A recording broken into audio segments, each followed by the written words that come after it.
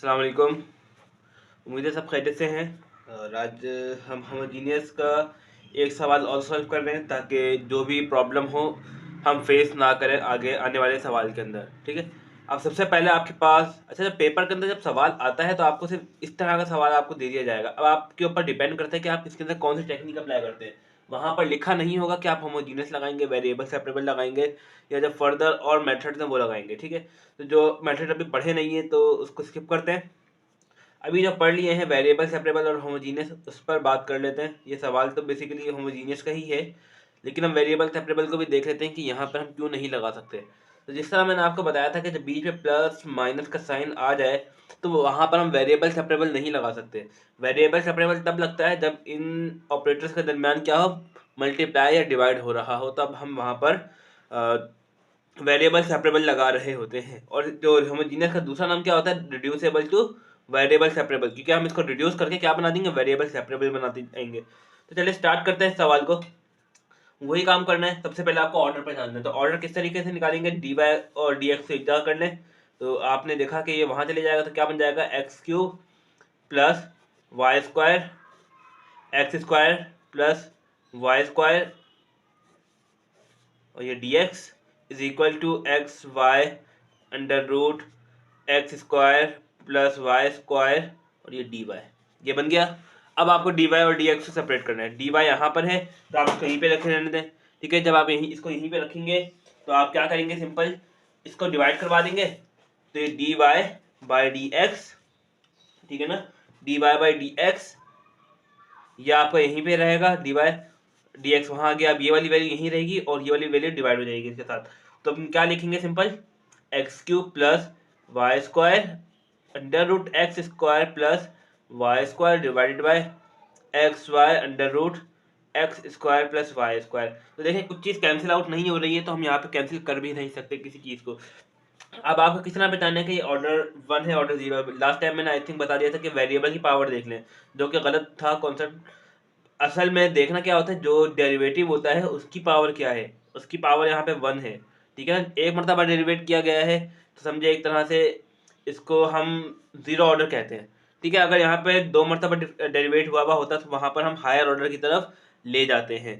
तो यहाँ पर एक मरतबा डेरिवेटिव, तो इसका मतलब ये है होमोजीनियस ऑफ ऑर्डर 1 है। तो ये ऑर्डर 0 है। ये ऑर्डर 0 ही है हमारे पास, होमोजीनियस ऑफ ऑर्डर 0।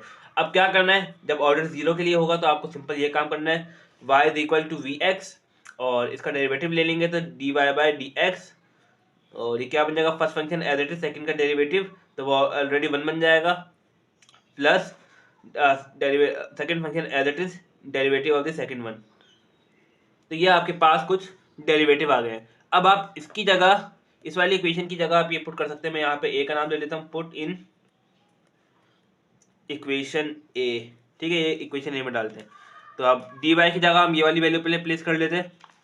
तो क्या बनेगा हमारे पास, तो जो हमारे पास बनेगा वो v plus x d v upon d x बन गया, इज इक्वल टू, ये बनाने के बाद अब आप सिंपल देख सकते हैं यहाँ पर एक्स क्यूब है, तो एक्स क्यूब तो ऐसे रहेगा, वाई का स्क्वायर करना है हमने, तो यहाँ पर वी स्क्वायर एक्स स्क्वायर हो जाएगा, x cube plus v square x square, इस तरीके से।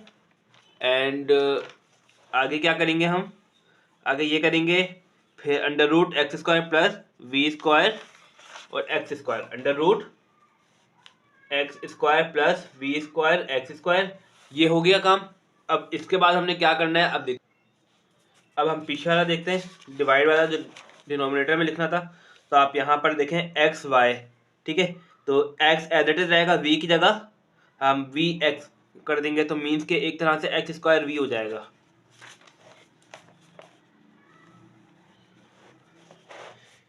एक्स स्क्वायर वी और अंडर रूट पे सेम वैल्यू, ये हमने काम कर लिया। तो जो अंडर रूट के अंदर जो वैल्यू आई है वो यहाँ से वैल्यू आई है, जो कि यहाँ पे डिनोमिनेटर में लिखी हुई थी। ठीक है। अब ये काम हमने कर लिया। अब यहाँ से हमने कॉमन लेना है। अब देखिए कॉमन क्या आ रहा है, कॉमन मुझे दिख रहा है एक्स।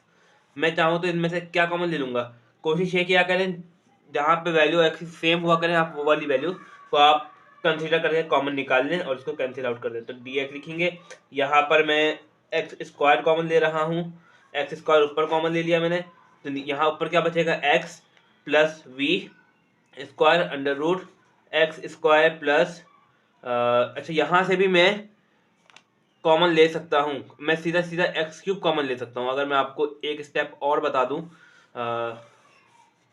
इसको मार्कर से कर लेते हैं स्टेप को। तो देखें v plus x d v upon d x, ये किया, और हम इसको अभी एज इट इज रखते हैं, plus y square x cube. अगर मैं यहाँ से एक्स स्क्वायर कॉमन निकालूँ इन दोनों में से तो क्या बनेगा, देखें अंडर रूट में ही रखते हैं अभी पहले, और मैं यहाँ पे ब्रैकेट में लगा देता हूँ वन प्लस वी स्क्वायर। ठीक है, बिल्कुल एज इट इज इसी तरह ये भी एक्स स्क्वायर वी, और यहाँ पर भी एक्स स्क्वायर मैंने कॉमन लिया तो यहाँ पे वन प्लस वी का स्क्वायर बच गया। अब जो स्क्वायर है ये इससे कैंसिल होकर बाहर आ जाएगा, तो इन शॉर्ट मेरे पास क्या बन जाएगा, ये एज इट इज चल रहा है, तो एक्स क्यूब प्लस वी, अब जब एक एक्स बाहर आएगा तो ये क्यूब हो जाएगा, वी स्क्वायर एक्स क्यूब, ठीक है, क्योंकि एक एक्स बाहर आ जाएगा तो बेस सेम है, पावर ऐड कर देंगे, और बिल्कुल इसी तरीके से अंडर रूट में क्या बच जाएगा, one plus v square. Similarly यहाँ पर भी क्यूब हो जाएगा, और ये वी स्क्वायर है, आई थिंक वी स्क्वायर थे, वी था, ठीक है, यहाँ पे सिंपल वी है, मिस्टेक हो गई है, ठीक है, वी है, और just simple one plus v square. अब आप यहाँ पर कर सकते हैं x cube common, one plus v square, ठीक है, और अंडर रूट के अंदर वन प्लस वी स्क्वायर।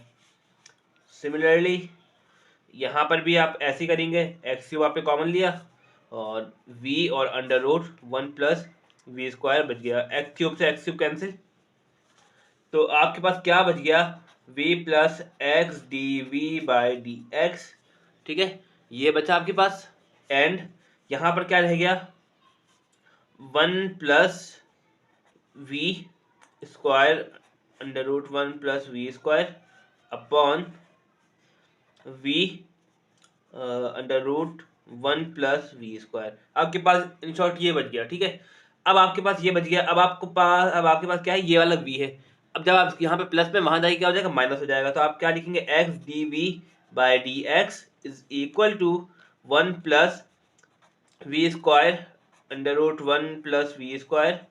एक स्टेप में लिख रहा हूँ वरना डायरेक्ट करता इस बार, क्योंकि लास्ट टाइम मैंने बताया था वो स्टेप, माइनस वी इस तरह होगा। अब क्रॉस मल्टीप्लाई ले लेंगे, मीन्स कैल्शियम ले लेंगे, ये वन वहाँ मल्टीप्लाई हो जाएगा, ये वहाँ जाएगा, और इन दोनों को मल्टीप्लाई करके डिनोमिनेटर में लिख देंगे, तो ये क्या बन जाएगा, x d v by d x is equal to one plus v square under root one plus v square.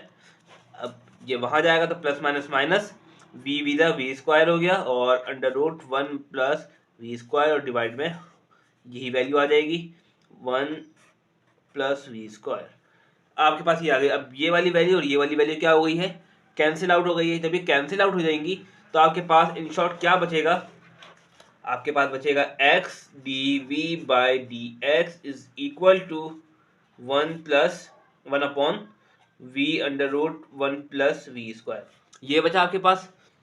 अब आप यहाँ पर कर लें, वी वाली टर्म को एक जगह कर लें, तो आप क्या लिखेंगे, one plus v square d v, ठीक है, और is equal to d x वहाँ जाएगा, और अपॉन में एक्स आ गया।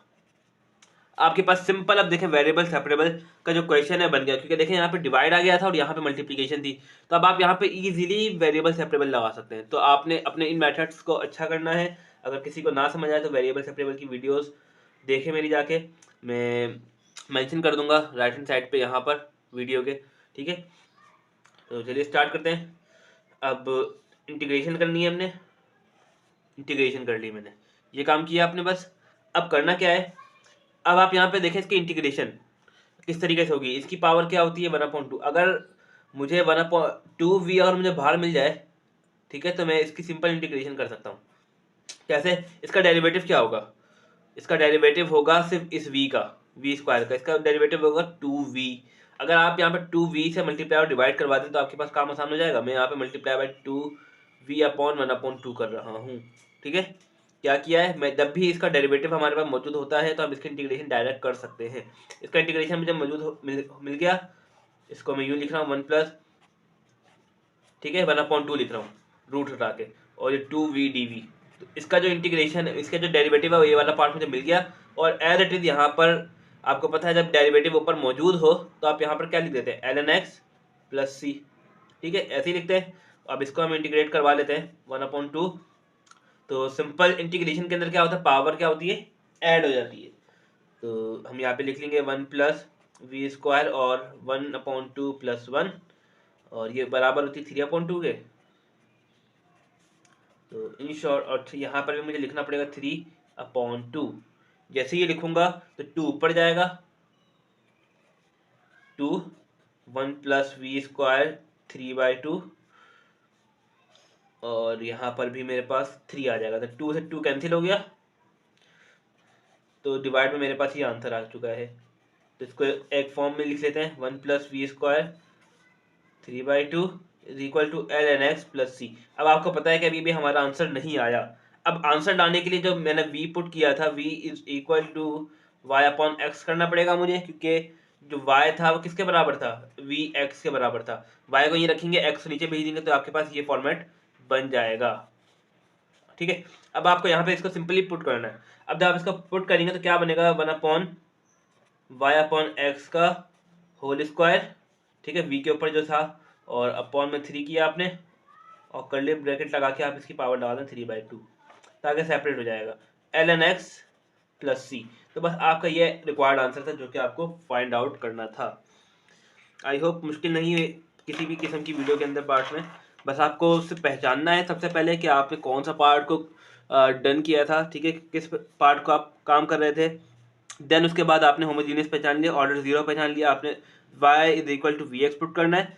याद रखिएगा जब भी आप ये काम करेंगे तो इसके अंदर से हमेशा x कॉमन निकलेगा, हमेशा x ही कॉमन निकलेगा, याद रखिएगा हर पार्ट में। तो और इतना कॉमन निकलेगा कि वो x कैंसिल आउट हो जाएगा उस पार्ट से। तो सिंपल v वाला फॉर्मेट आपके पास रह जाएगा, और राइट हैंड साइड पर हमेशा आपके पास v का ही फॉर्मेट रहना चाहिए। मोस्टली 1-2 केस होंगे जिसके अंदर आपके पास x आ रहा होगा, तो वो हम देखेंगे अगर क्वेश्चन के अंदर आ गया बीच में। तो सिंपल सवाल था, फिर आगे जाके वेरिएबल सेपरेबल बन जाना चाहिए। ये है कि आपकी इंटीग्रेशन स्ट्रांग होनी चाहिए। अगर इंटीग्रेशन स्ट्रांग नहीं है तो आपको आगे बहुत मसला होगा। तो कोशिश यही है कि आप इसके इंटीग्रेशन को अच्छे से करें, और जिस तरीके से मैं करवा रहा हूँ पॉइंट को अपने पास कहीं सब जगह पर नोट डाउन करते रहा करें, ठीक है। जिस तरह का इसका मैंने बताया था ln x का, ये आपको आई होप पता होगा, और इसका भी आप लोगों को आई होप पता होगा जिसने इंटीग्रेशन बहुत अच्छे से की है, तो उसको आगे किसी और कोर्स के अंदर मसला नहीं आएगा। तो यही आपको मैं कहूँगा कि अपनी इंटीग्रेशन मजबूत करें, क्योंकि आगे जो कोर्सेज ऐसे हैं जिसके अंदर इंटीग्रेशन का बहुत काम है, तो इसको स्ट्रॉन्ग कर लें। और कुछ भी मसला हो कमेंट सेक्शन में बताएं ताकि इसको कवर करें, ठीक है। Thank you.